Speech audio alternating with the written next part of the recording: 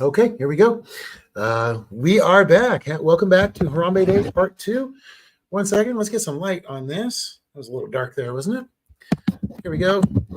Thank you, everybody, for joining today as we begin Part 2 of our discussions about zoos, captivity, and the management and the problems within that, and all those topics. One of them, and so today is Harambe Day, a day of protest, a day to remember that captivity is not conservation. And one thing we'd love to do while everybody sees the internet being active today is for everybody to go and to make a sign of what you think. What do you feel? What's the message you would like to share with the world? Because today and right now, Harambe is trending in a very big way. And if you put your sign out and you hashtag Harambe Day, your message will get out to a wide variety of audience. And the best thing we can do is keep talking to each other and keep creating new messages that maybe contradict the traditional ones that we always hear about. So in this live, we're hoping that some people will join us. We've added the StreamYard link. So if you're online and you want to just tell us what you think, we'd love to hear from you. Whether you're pro-zoo or anti-zoo, it doesn't matter because we're all pro-animals. So the more we can discuss and the more we can find common places to begin conversations, the better we can end in the same places in those conversations. Right now, everybody ends in different places. How does captivity work? Is it working the way it's intended to right now? Is it positive? Can it make a good difference in the future? So there's a few things that we wanted to talk about. But first, today we're here to talk about Harambe, who was tragically killed today, May 28th. Back in 2016, oddly enough, during a different election year. And here we find ourselves in an election year. But Harambe is an endangered lowland gorilla. Now, there's an argument that there is conservation that's positive that comes from zoos. But first, let's talk a little bit about these gorillas. Harambe was a western lowland gorilla. There are an estimated 750 in zoos worldwide. Gorillas are one of our closest living relatives. Sharing 98% of human DNA, we have the same number of teeth, the same ears. We both have opposable thumbs, and we are classified in the subgroup of primates known as the great apes, also known as hominids. Okay, hello, my fellow hominids. So today we are here to celebrate Harambe's life. I mean, we unfortunately he gets the most attention worldwide on his death, but his death we have to take his death and transform it into a positive force for life. Because we're all about positivity. We're all about solutions. We're all about finding solutions. Now, this is the trick. What are the solutions? You know, there's a lot of good ideas running around. And we've talked to a lot of different groups around the world that have new views on how we can somehow repatriate these amazing keystone species back to where they're supposed to be in the wild. Right now, there is not necessarily something in place that works. And one of the reasons that we really need to get the gorillas back is because they are keystone species. Now, what does that mean in the world of biodiversity? It's really, really essential. A keystone species is one animal that is within its place, doing its thing, creates the future. Now, one way that we can talk about that is in the sense of trees. Now, gorillas are seed dispersal agents. They eat particular foods, and then the foods that they eat, they carry the seeds, spread the seeds, and then end up giving the seeds like a starter kit to start in the environment. And they are essential to forest regeneration. And that is essential to carbon sequestration. So by drawing the long bow, we can see that gorillas in their native habitat are helping us preserve the environment, and that every gorilla inside of captivity is really a nail in the coffin of our planet's future. It's called a tree.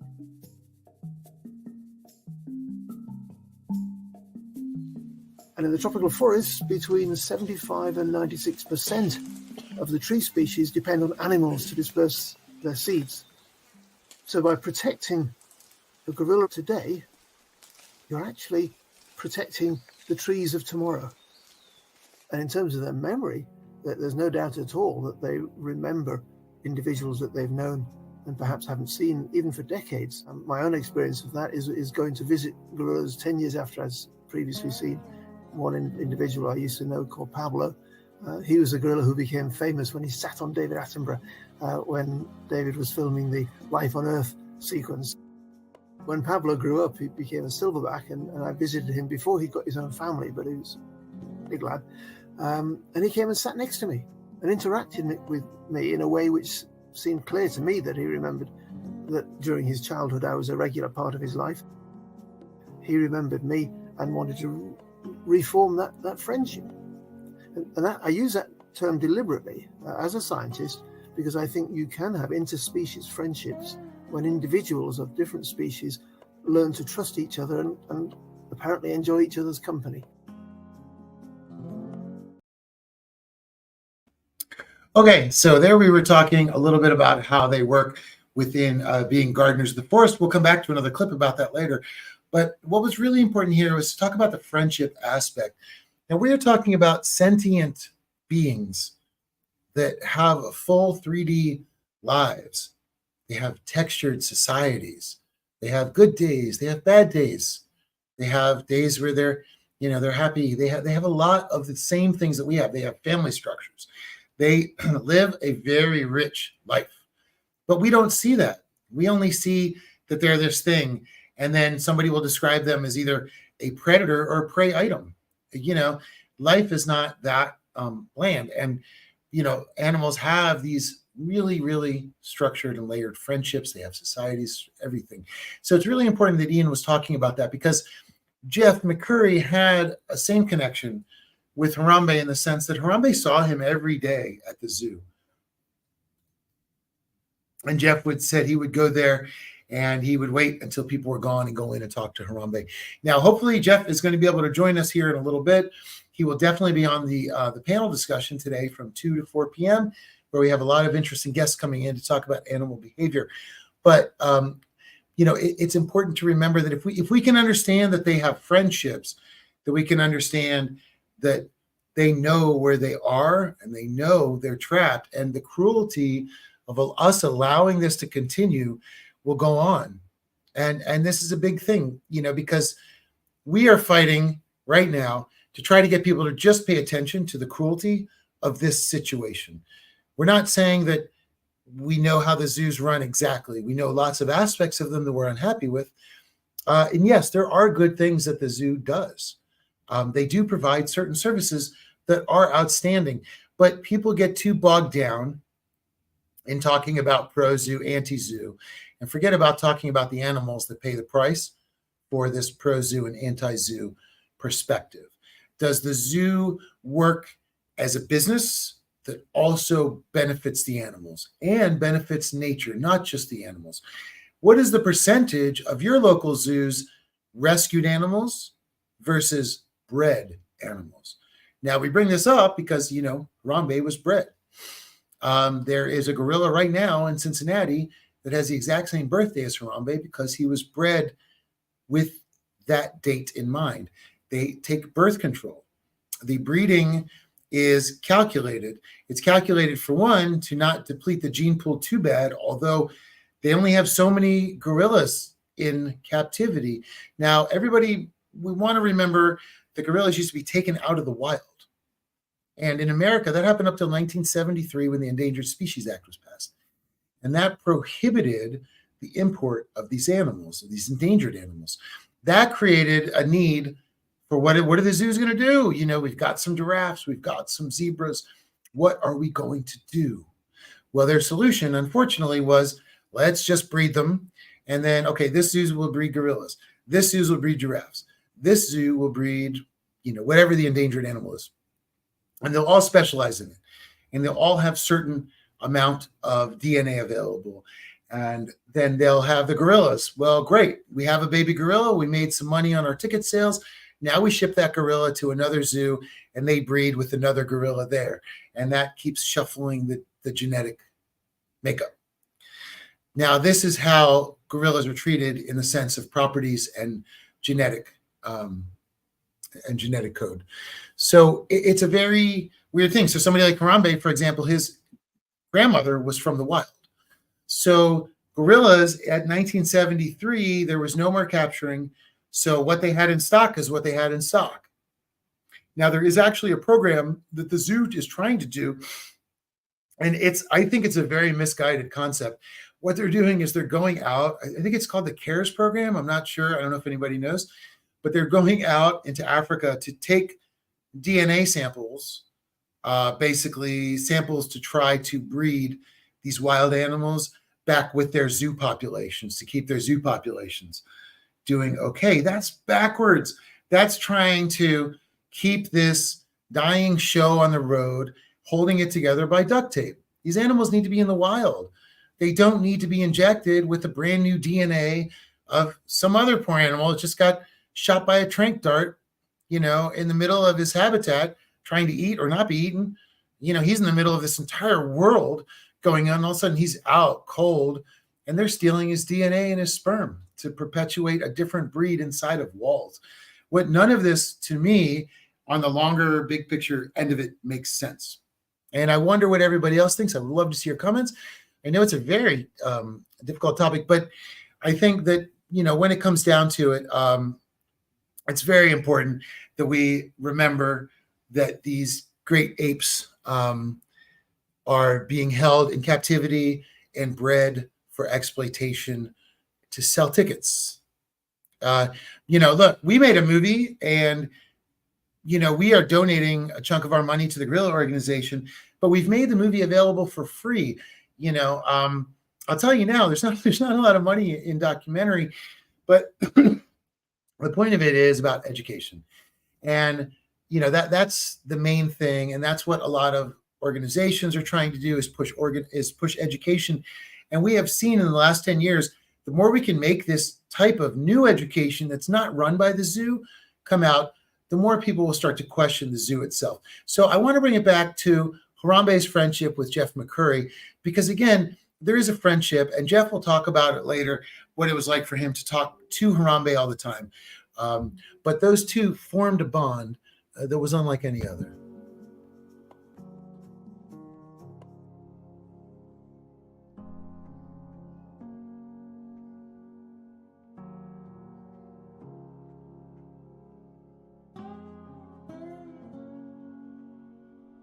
So you feel you're in a culture of cognitive beings. We're human beings, they're gorilla beings, and they're self-aware. They know their position in their society. Sometimes they try and improve their position in their society. Sometimes they fall out with their neighbors and yell and shout at each other, and then they make up and they hug. And a lot of behavior patterns that we previously thought of as human are in fact shared by the other great apes. They're not ornaments. The tourists who come might be amazed by them and desperate to get a photograph so they can show their friends what they did on their holiday. But that sort of reduces gorillas to being of ornamental value. So gorillas in captivity are like cogs taken out of the machine, and they're just going around and around in their enclosure, but they're not interacting with their environment. And they're certainly not doing the job of gardeners of the forest, which is what these species evolved to be.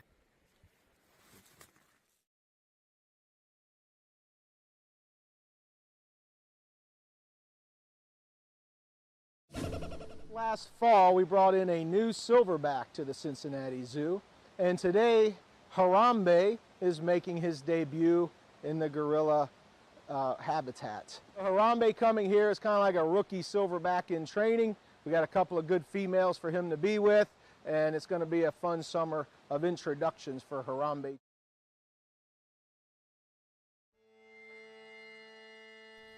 Although zoos are ubiquitous in modern society, they've only been around a little over 100 years. But to understand how we got to this point, we have to take a look at the history of the captivity industry.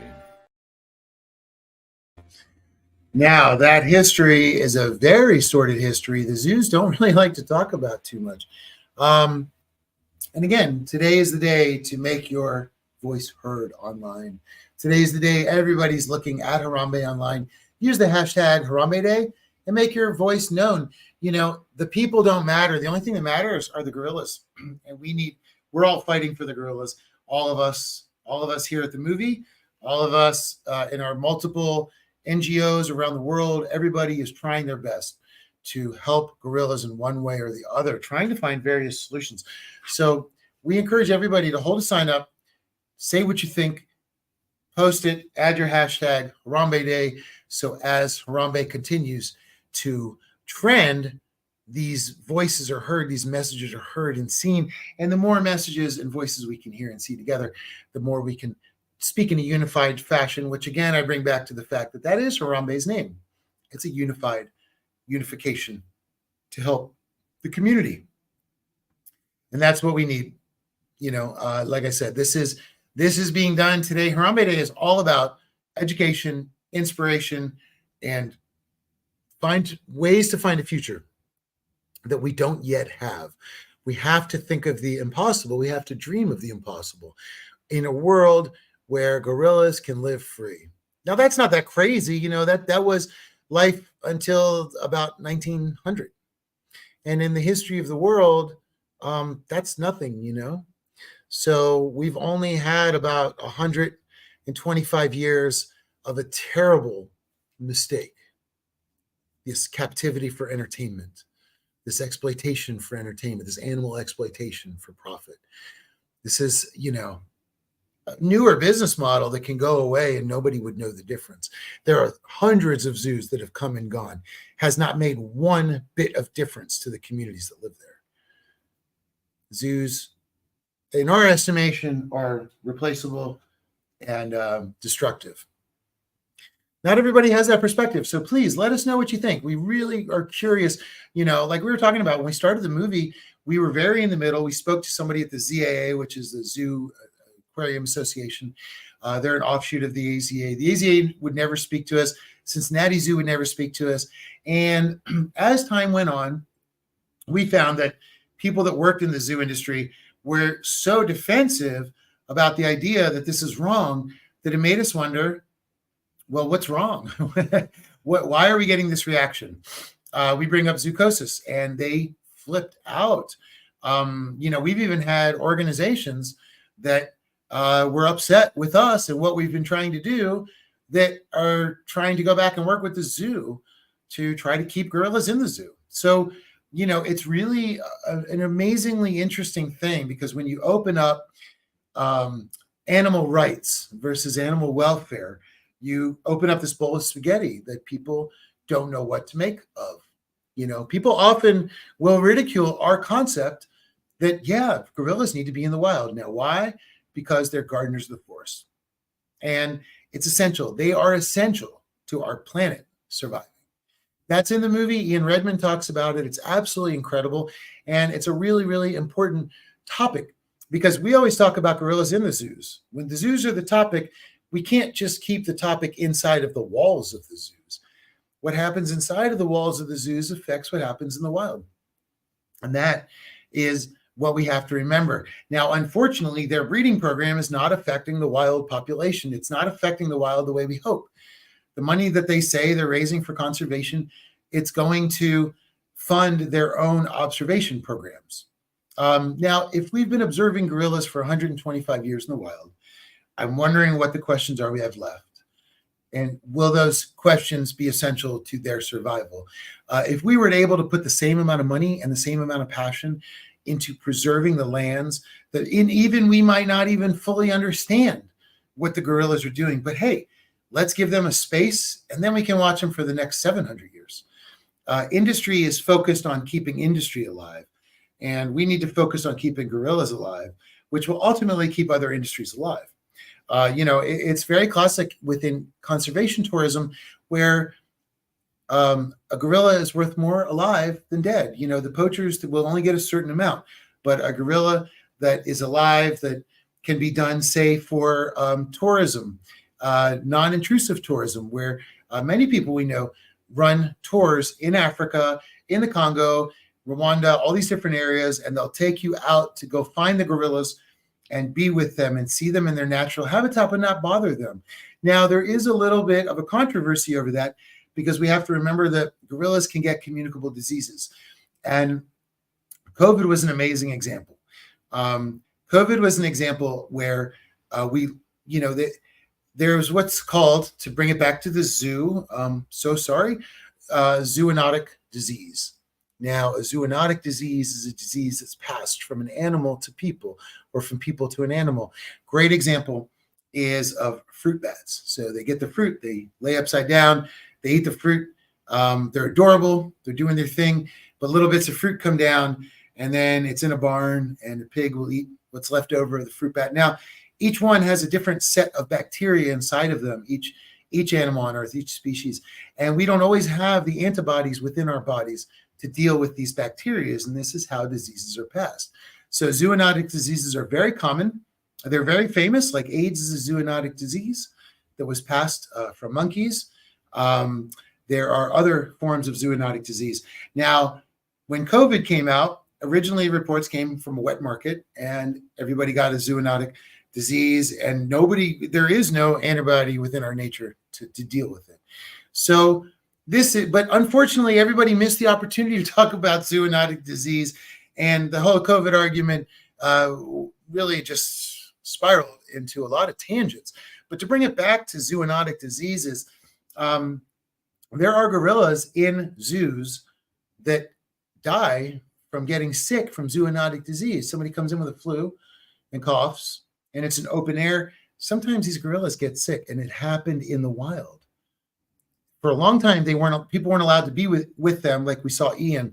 That was back when people were allowed to be there, but those were scientists, people that were very cautious about their interactions and never gave any of the animals any problem.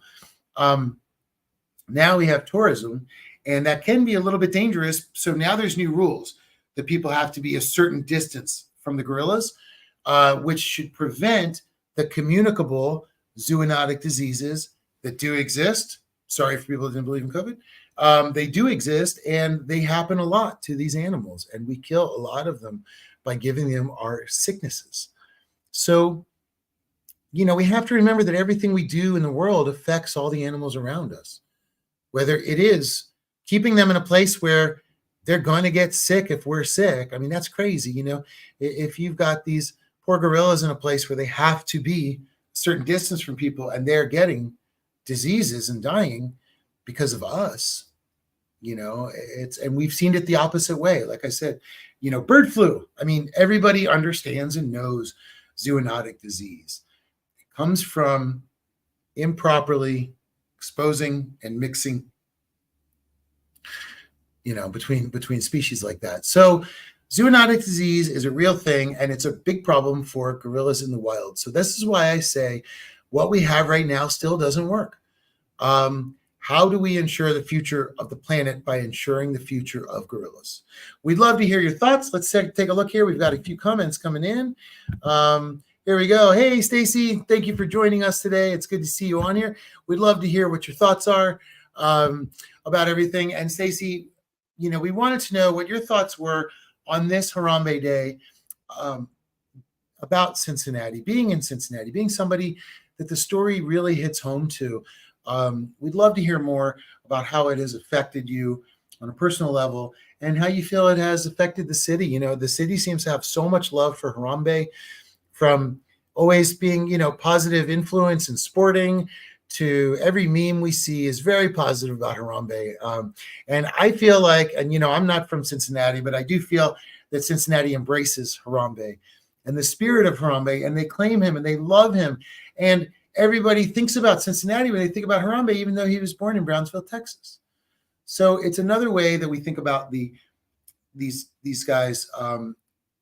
They're not given a chance to have an identity. Harambe wasn't from Cincinnati. He'd only been there about a year before he was killed.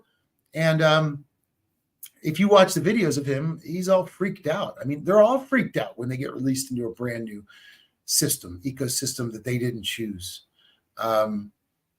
These introductory videos are cruel, and they're cruel, not cute. And that is another one of our expressions that we have for today. Captivity is cruel, not cute.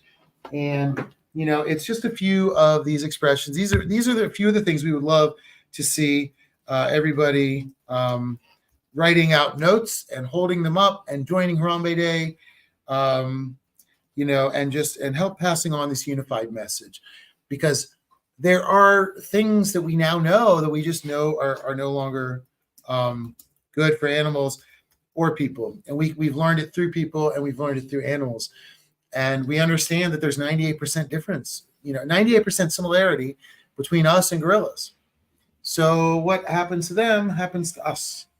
And what happens to us happens to them on the world, within the world stage, but also within captivity. So, there's a lot of other expressions, and we really want to let everybody understand the various types of ideas that encompass Harambe Day, because it's a big concept. People will often say to us, what's the solution? So what do we do? What's the solution? Well, the answer is, like we always say, as of now, there's no solution. There just isn't one. Nobody has thought ahead enough. Everybody sees animals through a filter of money. Now, this is where it all goes wrong. Very often, groups will try to raise money based on a name of an animal. And we saw this a lot. We saw this recently with the orca when they were trying to get the orca out of Miami Seaquarium. All these groups were raising money to try to do it. None of them tried to do it. So it's a big thing. What do these groups do, and how do they actually help? There's so many people trying on so many different levels in different ways to make this change. But we are often, like I said, we're asked, well, what do you do? What's the answer? The answer is everybody needs to start going back to the drawing board and figuring out an answer. You cannot release them into the wild as they are for multiple reasons. That is true. Number one, there are poachers. Number two, there are loggers. Number three, there's oil exploration that killed greats like Rafiki. And we've seen this happen. Splayed out, arms out, brought in, killed by oil explorers. These are all destroying our planet. Now, everybody can have their love for money and do their thing, but we must place some form of limits. When a company's love for money destroys my right to life, liberty, and happiness, and my relatives' right, the gorilla's right to life, liberty, and happiness, then the company shouldn't have that same right. If nobody's right should interfere with our rights, is I think how most people see things. So why is it that we can just go in, destroy their ecology? The same thing happens in Florida. We've actually we're about to come out with a few movies that we've shot out in Florida to talk about some of the animal crisis down there because of all of these natural events, but also all of the way that they're kept and held down there. But we see some victories down there as well. Getting rid of Miami Seaquarium was shut down, and that was a massive victory. They removed the license. They did not renew the lease, is what happened. The city didn't say much. They just said we're not renewing the lease. So this is a big thing. We saw the Sierra Nevada zoo that was featured in the Planet of the Apes movie. That got shut down due to no money. So as costs go up and attendance goes down, zoos are going to disappear, and the world will be so much better for that. At least until they could start doing something that's a little bit more positive. So I'm really curious what everybody thinks about zoos. Do they have a place in now or the future? Do you think that, do they seem antiquated to you, or do they seem modern? Now there's a lot of shows, people also say, look, you guys aren't showing the other side of it. Well, believe me, we have reached out to the zoo multiple times. They wouldn't speak to us. We started very neutral on the topic, to investigate it, but soon we're treated so terribly by everybody within the zoo world just by asking the simple question, do you think this is good enough, or do you think we're supposed to do better? And people freaked out on us. And we started to realize, well, what's happening? So it's a very complicated topic, and it's going to take broad strokes. And this is where we come back to. It takes broad strokes. We need to think about how are we going to redefine the world and how we allot it to ourselves and to nature. Because in Florida, just to bring back another one, they keep selling off all the nature's land to developers. It's a very prominent thing down there. And now they're facing all kinds of ecological crisis as a result, because the developers certainly are not ecological based people, and there's no consideration given to that whatsoever. And the same is happening with the world. We're being bought out by oil companies, by developers, by everybody really that wants to have a piece of land. The animals' needs are not considered, but without them, we're going to have just wild animals in zoos, and that itself is going to be something that's going to be unsustainable ultimately in the future. And we're also going to go to the fact that zoos cannot protect animals, and we'll talk about conflict zones and some other aspects where we have seen animals rot away and die slowly inside of zoos that can no longer feed them. It's even crueler than having them open, which is already cruel enough. So there's just no winning in the zoo, whether the zoo works or not. The animals always pay the price. Stacy says, and this is about Harambe, personally, my heart was broken, very angry, and there was a lot of anger and backlash from the public. Then came along the Harambe memes from people on different social media platforms, which I felt was degrading to him and almost poked fun, though I don't know if it was in the intent. Has it changed any minds in terms of wild animals in zoos? I can't say, because there are so many folks I know who still go to the Cincinnati Zoo. One friend said he felt zoos do good. Another friend said, oh, there we go. Another friend said she does. So, there we go, Stacy. That's the thing. People still feel that the point to conservation is the zoo. Walk through the zoo door, you're going to help animals. Everything is a rosy project. That's because the narrative has always been there by the zoo. The problem is, and this is, again, it comes back to an educated consumer is the only solution, because if people that do go to the zoos and love the zoos are willing to look at what's wrong with the zoos, we hope that it'll act like patriotism. Maybe they love the zoo so much that they'll say, you know what?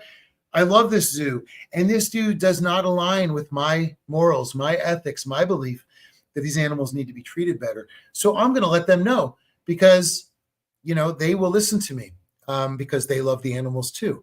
So we encourage everybody that loves the zoo to take a backstage tour. Tell us why you think the zoo is good. Let's start at that point, and let's discuss how we can keep what works at the zoo along with and get rid of what doesn't, and try to find a way that zoos can transform, and become a little bit more useful in a modern time, as opposed to just showing and exhibiting animals. And when we were at our last screening in Cincinnati, there was a great comment from somebody in the audience who said, maybe we just should retune our expectations. Maybe we shouldn't expect to see a rhino in Cincinnati. Maybe we shouldn't expect to see a giraffe, in Columbus. Yeah, maybe that is what we need to consider, is that who are we to destroy nature so that we are conveniently able to glance at it? And once again, I bring back Born Free's information, where people spend about under a minute looking at an exhibit. What is that price the animals pay, and is it worth it? Well, we believe from the zoo propaganda that there's very well taken care of. I have family members that watch the TV shows like behind the scenes of the zoo, and they love it because it's always the vets. Like, that's the thing. It's never about the training. It's never about the discipline. It's never about the night houses. It's never about the hot wires and the thing. It's never about all the additional training. And, there's one piece of training that we want to talk about with Harambe. And this is a very important thing. There's something we did not include in the movie where, Jeff would talk a lot about Harambe eating his own feces. Now, this is a debated act. Some will say the gorillas do it naturally in the wild. Some will, to harvest any other nutrients that are there.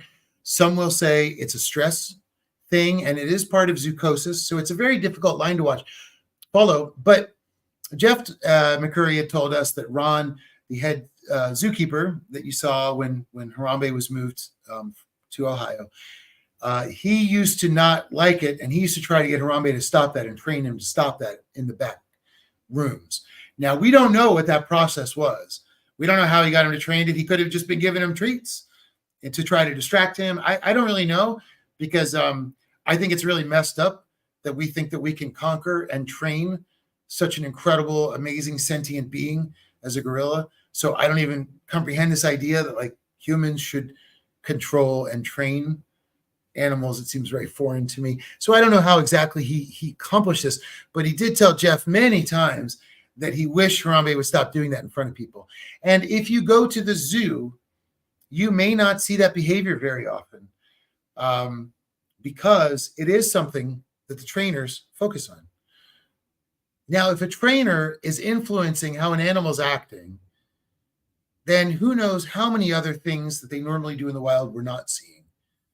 So what education are we getting in the end? So we do encourage anybody that has friends that love the zoo. Stacy, it's a tough situation because people feel like you're attacking them if you say that the zoo has a problem. It's been a very amazing. We didn't know the zoo was such like a fabric of people's lives. You know, I think people grow up, they go to the zoo, they're like, you know what, I remember, and then I'm going to take my kids, and all of a sudden, it's a thread through people's lives. But I think we really do owe it to every animal in the zoo to critically re-examine the business model of the zoo and to wonder if we're doing our best by being there. Are we doing our best for the animals by being there? Are we doing what's right by supporting it? And the one thing that I would say is mention to them zoochosis and just explain that the next time they see the stress pattern there, the next time they see swaying like that, right? Like we saw in the elephants in the movie, that's in Cincinnati Zoo. Those elephants are swaying. They're not dancing and they're not adjusting their legs to be comfortable while they're eating. They are stressed, and it is manifesting in that behavior, and it's called zoochosis. So we have found zoochosis to be one of the most effective forms of explanation to people. Because once you learn about zoochosis and you see it and you know that that animal's suffering, you can't go back. And my firm belief is that most people that love the zoo love animals so much that if they were to become uncomfortable with how the animals are treated in any way, they would stop going, because they are 100% there to help animals. And so are zookeepers. You know, and it's been a very big disappointment for us that no zookeepers have been willing to talk to us, because we're not here to judge them, but we are now. All we can do is point out what's wrong, because nobody would ever tell us what's right. Nobody from the zoo world would ever speak to us. We didn't understand why they would be so closed off if they are so impressive, or if they're doing something that's so positive. Why not share it with everybody? So it's a very confusing aspect this way. So anyway, that is something that we really encourage. We encourage conversation, and we know lots of people love the zoo, and that's great.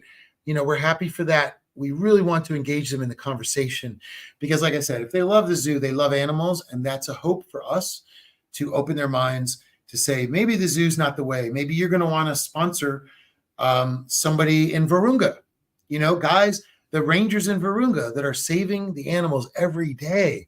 They need your entrance money. They need your admission money. Thane Maynard does not need your admission money. If the Cincinnati Zoo closed tomorrow, nothing would change. It wouldn't make a difference. The animals would be relocated.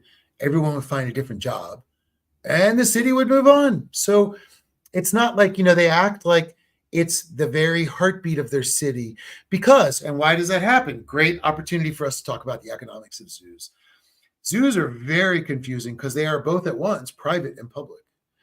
And if you thought that that wasn't allowed to happen, you're joining me because I didn't think that was possible either. So what exactly is this?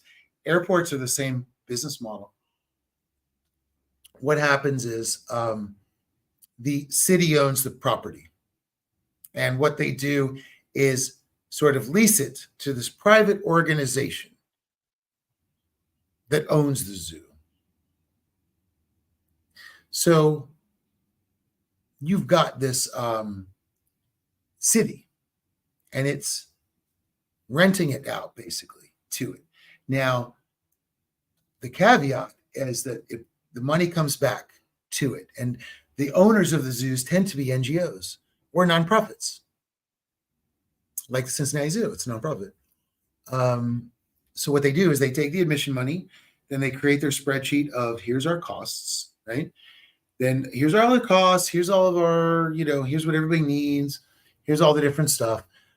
Here's what we operate on, here's our conservation money we put out. And then it becomes a big moneymaker for the city because the money goes back to them. And it's named the Cincinnati Zoo, the Baltimore Zoo, the Indianapolis Zoo, Los Angeles Zoo. This is not by coincidence. This is because they are a compliantly part of the zoo process and the money that comes from it. So this is something that we really have to consider. When you go to a city, you will see it promoted and advertised, no matter what city you go to. So they want you to go to the zoo. So it's a moneymaker for the city as well. And don't be fooled. These nonprofits are making tons of money on it. Thane's living a good life. He's not, anybody, don't worry about him. He's doing fine. If the zoo were to close tomorrow, he could do fine or find another job. I heard he also has a podcast and is a naturalist. So naturalism would be a wonderful thing to bring back. And he has a lot of education in animals. And I firmly believe that he loves animals. Other people don't think so, but I do think that he's there for that reason. I think he went there for that reason. But much like many other professions, you go into it in a very idealistic fashion and find the reality of the economics on how to make your passion stay alive somehow. So again, we're not demonizing Thane. We are saying that maybe he didn't handle it the best when it came to the press conference. And we don't feel that he's taken a lot of strides towards that, but he's doing his job, which is to keep the zoo moving, which is to keep raising money for the zoo and to keep insulting us in the press by saying we're not qualified press. So they wouldn't talk to us. But, we have to remember, again, we don't want to demonize anybody at the zoo. It's not that. It's the way that this thing has been built from the beginning that stinks. And it really is bad news for the planet, the animals. And I think it also teaches children the wrong message. It teaches them that animals are less than us. And we can look at them and go, oh, they're being a clown. That's so funny. And we go and they're silly. And as Ian Redmond says, they are not ornaments, and this is really important. Harambe Day wants to talk about that. These are not ornaments to our holiday photos. These are sentient creatures that need to fulfill their destiny in life. Let's go back. Stacy says, practically every weekend, the zoo is mentioned on the local news. See, they've made a fortune of Fiona. Yes, a hippo born prematurely and taken care of by the keepers. Her every move was documented. She's not a baby anymore, but Fiona had her own line of products at the zoo, and even some of the local bakeries got involved by selling cupcakes on her birthday. She's nothing more than a commodity, and that's wrong. Absolutely. She now has a brother, Fritz. Yes, we've seen Fritz, and I think that's his name, but he's never gotten the same press and money. Now, it's great to mention that Fiona was the zoo's response to Harambe. Harambe was killed. The zoo went silent. And the next thing they said was, look at baby Fiona. And all of a sudden, it was like, zoop, here's Fiona. So it's a standard practice they do. They exploit a baby, and then they move on. They exploit an animal, and they move on. Harambe is a very unusual animal because he was an adult, not a baby. Most of them are babies. Fiona's a baby. You go to your news feed and you're just going to see these cute, gorilla babies coming from every zoo. Adorable baby who was just born in Germany Zoo. And these are the news stories, and the news does normalize it. And news, you are responsible for the suffering that these animals face all the time by being compliant in creating a false narrative instead of being honest and speaking the truth. As a matter of fact, most of this, none of the news places in Cincinnati really would cover us for whatever that's worth. So Fiona was the distraction to the death of Harambe, and another great example of the exploitation of zoo babies. I was on Zoo Chat the other day talking about, hey, look, I think it's wrong that they breed these animals to coordinate with ticket sales. on their particular zoo. And it's not like all the zoo babies happen at once, like they're spread out throughout the year. And people were like, prove to us zoo babies are a real thing. If you watch the movie, there's a commercial that the Cincinnati Zoo made about zoo babies called Zoo Babies. So it's, it's an actual name. We didn't make it up. We're just appalled by it. It's unfortunately not cute. It's cruel. And cruelty is not conservation. Captivity is not conservation. And see, another sign. Again, we encourage everybody, hold your signs up. Please post them out today. Make your voice heard. Today is Harambe Day. We're talking about so many different topics, but we want to tie in everything in the movie to give a better understanding on why we feel today is important. Now, please note, we are just doing this online. It's not a paid event. This is about education. Today's about education. So please talk to your friends, talk to anybody that's going to go to the zoo. You don't even have to talk to them about Harambe. Just explain that you learned about zoochosis or any other aspects you like in the movie, and let us know how that interaction goes. We want to have open dialogue. The problem is a lot of times people get very emotional about animals, and that's very understandable. But people get either defensive or aggressive, or sometimes downright nasty is what we face a lot of times. Actually, most of the people that we have to face that don't like what we're doing are very upset, not even mildly upset. So you're always going to be encountering people that it's going to be a challenge. And I'm glad Stacy brought this up, because today is about education and connection. So what we really need to do is reach out to people that are saying nasty things, that are being mean, that are making fun of people wanting to see the animals treated nicely. Doesn't seem like a very neat, thing that people should be making fun of. But, there's a lot of, unfortunately, very cold hearts out there, but they maybe are only temporarily cold. And maybe you can help warm them up by giving them a lifeline to something positive and loving, and a way that they can make the world better. Because I firmly believe everybody wants to make the world better. And maybe some people haven't been given that opportunity yet, and they don't know that they can have that power. But you know what? Everyone has the power. And we're here to say that, like Harambe taught me personally, that one individual can make a huge difference. So if Harambe can make that big of a difference, all of us talking to each other can make a big difference. Just keep talking to people. Don't let the bridge fall. Don't let the bridge crumble. Even if they're mean, even if they make fun of you, even if they don't want to listen to you, you plant the seed of empathy, plant the seed of love, plant the seed of kindness, plant the seed of freedom in their minds, and let them grow it and water it and do their own thing with it, because they'll come to their own conclusion. But again, Harambe is a concept by which we want to encourage everybody to think positively of the future and think about freedom for all. Freedom that we're born with, that they're not born with.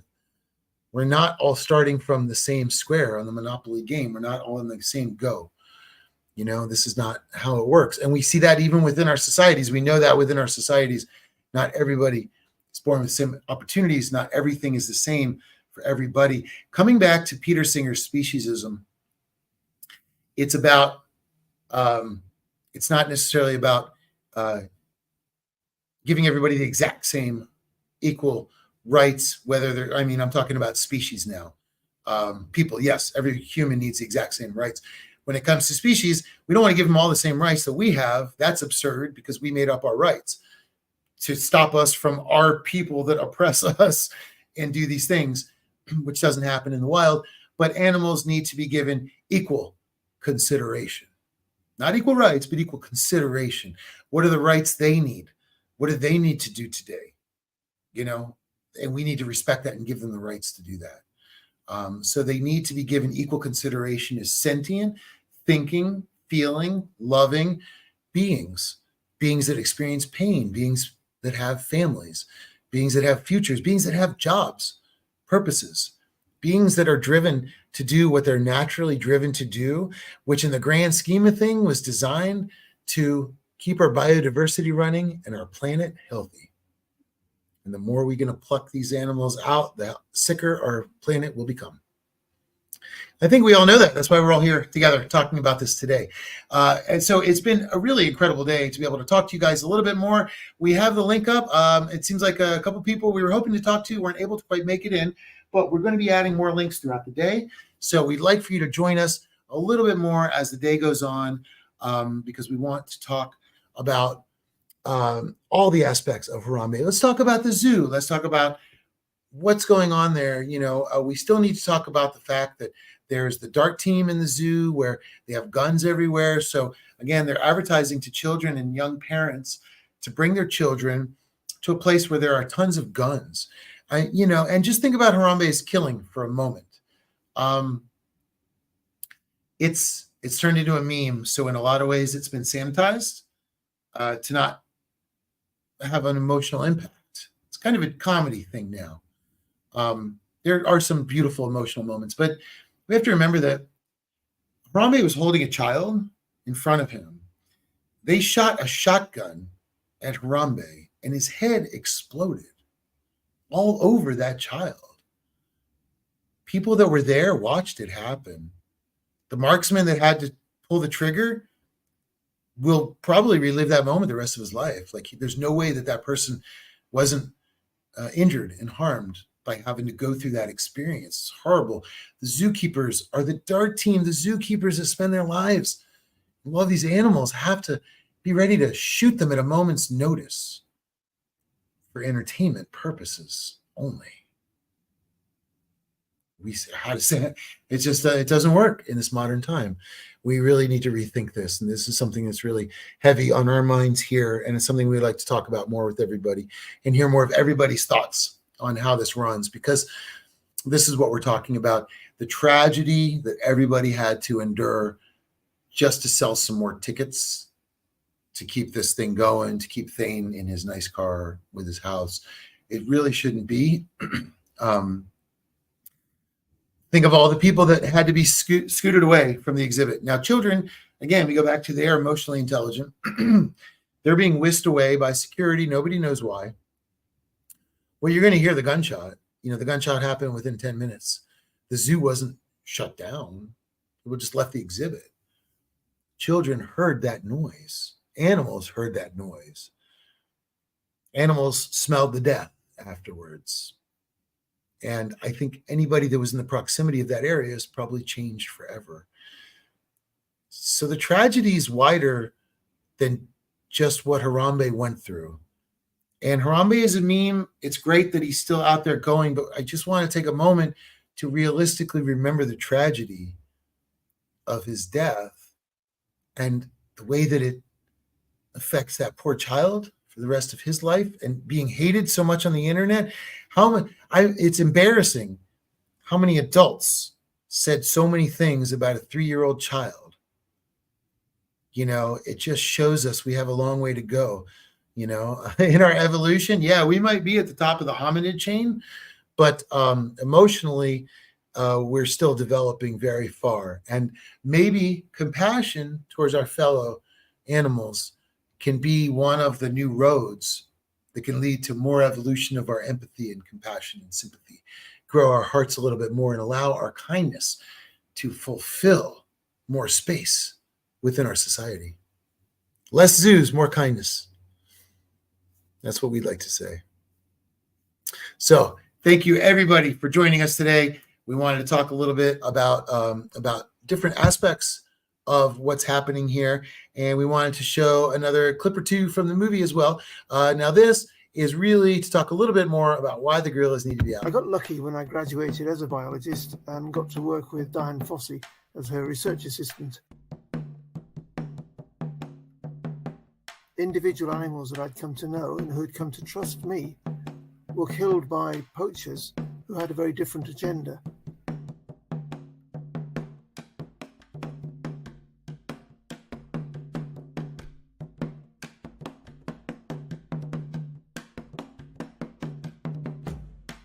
I was pushed from research, just satisfying my curiosity as a scientist, into conservation, trying to protect the very animals that I'm studying.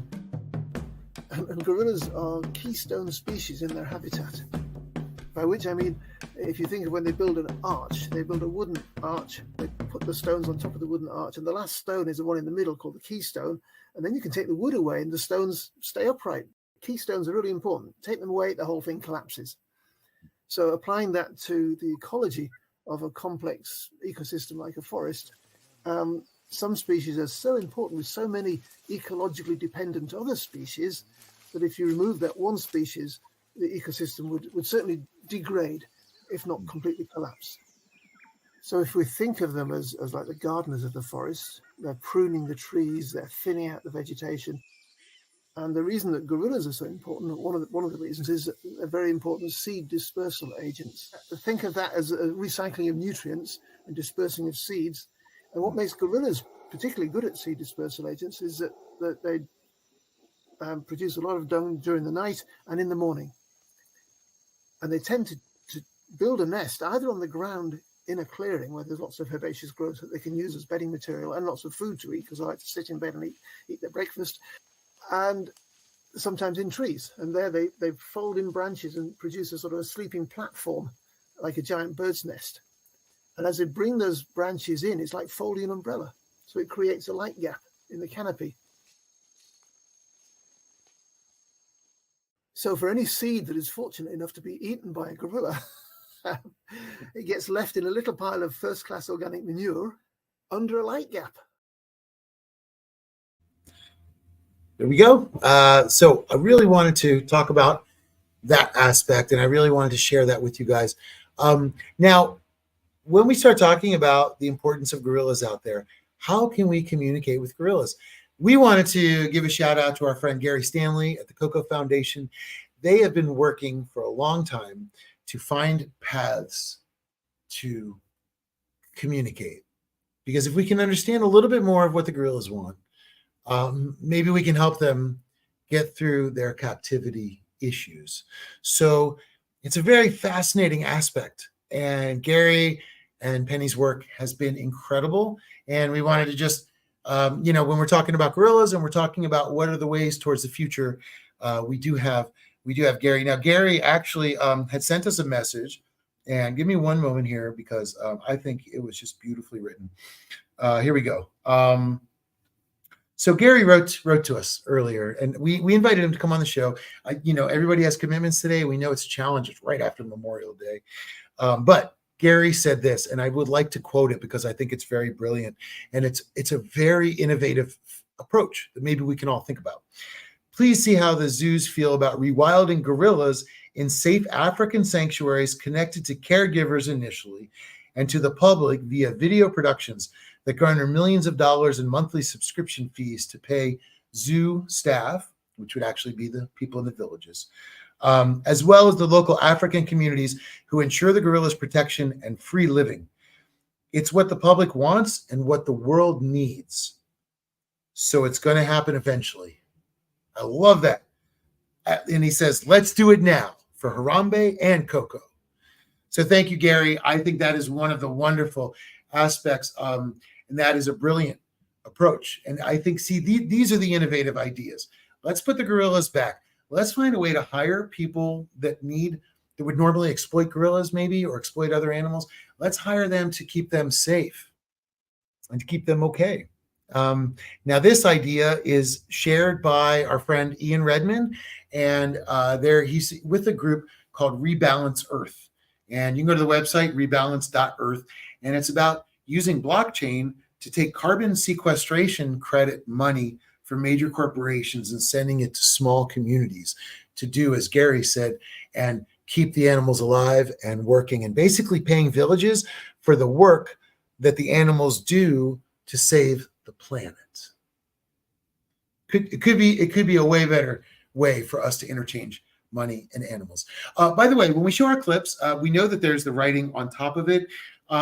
We wanted to add that for this show in that way, right in the middle, because we have a lot of advocates that are either hearing impaired or do not have closed caption needs, the closed caption on their TVs or where they're streaming it.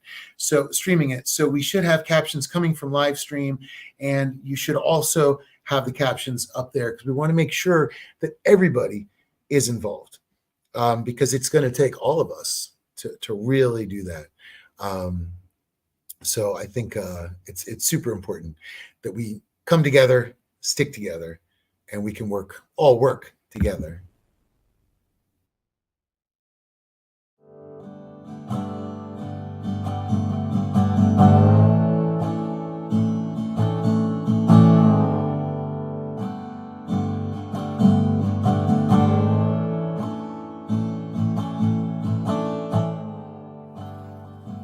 Hopefully somebody uses it to make a nest. I read somewhere that they said birds love using that, and it seems like it, we know how strong hair is for how small and light it is. So instead of throwing it out in the garbage, I just throw it out here and let somebody have it.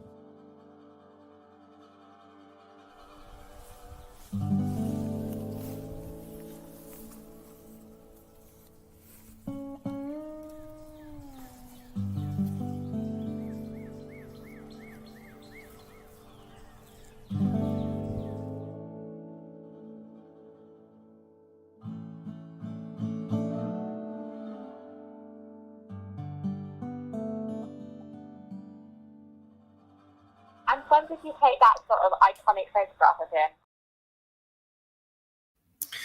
So, friends, I wanted to show that because of the heart.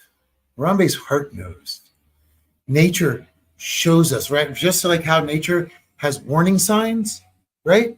Things that are venomous have labeling so that other animals know what to do or not to do with those creatures.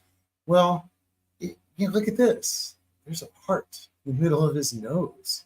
I mean, that's the symbol we need to take.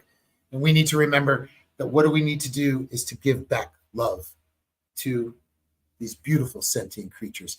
Conservation can happen. Conservation needs to happen. Conservation's trying to happen, and everyone's trying to get to the same finish line. So we want to thank everybody today, Stacy, Gary Stanley, Coco Foundation, for those beautiful words. And the idea that, yes, there is a future that's not been yet thought of. Now it's been thought of. Now let's start talking about Gary's idea, and let's start putting stress tests on it and see how we can keep it going and make it work, and we can make it a reality. Gary didn't want me to mention also that we do have the technology in place right now to run this structure. We let the gorillas be, and we let everybody enjoy them closely through cameras and other things that are unobtrusive. And you know what? It's working right now for the Cross River gorillas because they can't be around humans because of, 1, communicable diseases. They could wipe out their population like we talked about. 2, poaching. 3, they do not want them to become comfortable with people. So rangers will track their movements, run ahead, put up some camera traps, and that's the only way, basically, that people can get near Cross River gorillas. So let's give them the respect they deserve. It's Harambe Day. Let's remember to respect all beings on Earth, whether captive or not. And let's do our best to get the captive ones back to where they're supposed to be and to stop captive ones from being bred into captivity. Everybody deserves freedom, and we all know it in our heart. Thank you for joining us for part 2 of Harambe Day today. In 1 hour, come on back and join us at 2 p.m. Eastern Time from 2 to 4. We're going to have an amazing panel with Mr. Tim Harrison of the Conservation Game and Mr. Jeff Kremer of the Conservation Game, as well as Jeff McCurry and partner Sierra Williams will be here, the producer of the movie, and we're going to have Nicole on, and we're going to have a few other people try to join us today.